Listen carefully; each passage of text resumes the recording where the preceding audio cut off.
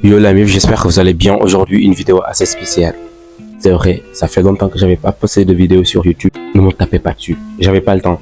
Bref, aujourd'hui une vidéo assez spéciale qui va parler aux nouveaux bacheliers. Du coup, si vous avez des amis ou des frères ou sœurs qui viennent d'avoir le bac, merci de leur envoyer cette vidéo. Et avant de continuer, n'oubliez pas de liker la vidéo, c'est très important, ça nous donne de la force. Aujourd'hui, je vais faire une vidéo pour parler à nos petits frères qui viennent d'avoir le bac.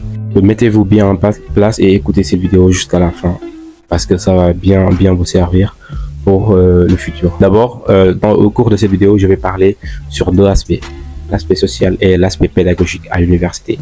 Je ferai d'autres vidéos pour entrer en profondeur et si vous avez aussi des questions, n'oubliez pas de me la poser dans la partie commentaires et je vous répondrai dans une autre vidéo. Let's go. Pour l'aspect social, je vais commencer par là. Le plus important, c'est le manque de logement à l'université. Dans les universités sénégalaises en général, et là où je suis en particulier à Saint-Louis, l'UGB, à l'université Gaston Berger. Mais je pense que même dans les autres universités aussi, c'est comme ça, à l'UCAD, à Ziguinchor, à Saint-Sec et à Bambay aussi. Elles rencontrent tous les mêmes problèmes, le problème du logement.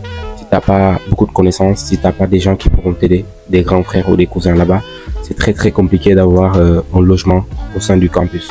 La solution pour les autres, c'est si vous avez aussi les moyens de prendre une chambre ou un appartement, ça dépend de vous de prendre ça, mais c'est très compliqué aussi d'avoir des logements ou d'avoir des chambres aux alentours du campus en général. C'est très compliqué, soit c'est très cher.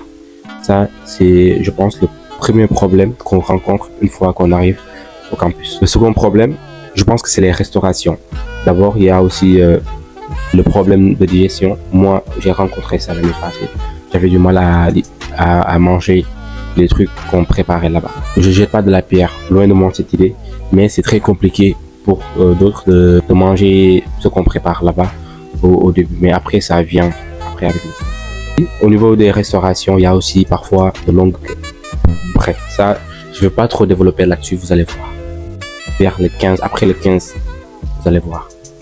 Et dernier point, j'ai pris que 3 points, j'ai essentiel. Si vous avez aussi d'autres suggestions ou d'autres remarques pour les anciens, vous pouvez m'écrire dans la partie commentaire. Moi, le troisième point que je veux souligner, c'est le manque d'eau qui est parfois fréquent, surtout à Saint-Louis, c'est très fréquent. Du coup, ça peut frustrer. Et parfois aussi le manque d'électricité, surtout pendant le Ramadan, campus 1. Pour ceux qui logent là-bas, ils le comprennent.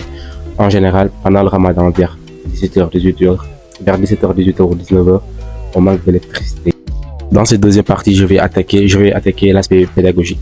Il faut savoir que à l'université, il y a en général deux façons de cours, deux types de cours. Il y a les cours magistraux et les TD. En général, les cours magistraux, c'est pas obligatoire, même si c'est très important, parce que parfois le prof donne des trucs très importants. Du coup, faut pas les manquer. Et les TD, c'est un groupe plus restreint. Par contre, là-bas, dans les cours magistraux, il y a beaucoup plus de monde. C'est toute la classe, c'est toute la promo. C'est les cours magistraux. À côté, il y a les cours, il y a les TD, les travaux dirigés, avec un groupe beaucoup plus restreint, 25-30 personnes.